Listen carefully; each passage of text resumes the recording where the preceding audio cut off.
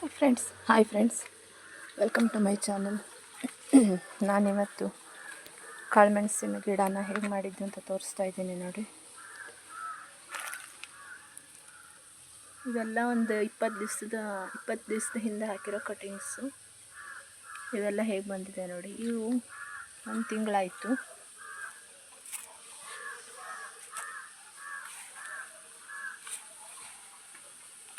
ನೋಡಿ, ಇದು 1.5 ತಿಂಗಳಾಯಿತು ಹಾಕಿ. ನೋಡಿ ಹೇಗೆ ಎಷ್ಟು ಚೆನ್ನಾಗಿ ಬೆಳ್ಕೊಂಡಿದೆ ಅಂತ, ಎಷ್ಟು ಎಲೆಗಳು ಬಂದಿದೆ, ಎಷ್ಟು ದೊಡ್ಡಾಗಿದೆ ಅಂತ ನೋಡಿ.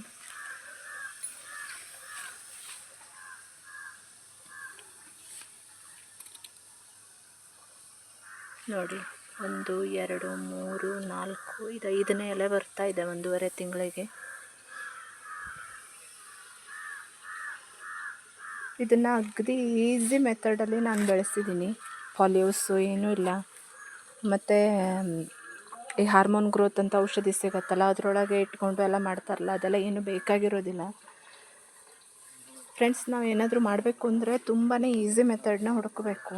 ಯಾಕಂದರೆ ಸ್ವಲ್ಪ ಕಷ್ಟ ಆದರೆ ನಮಗೆ ಮಾಡೋಕ್ಕೂ ತುಂಬ ಕಷ್ಟ ಆಗುತ್ತೆ ಎಲ್ಲದನ್ನೂ ಮಾಡಿಕೊಂಡು.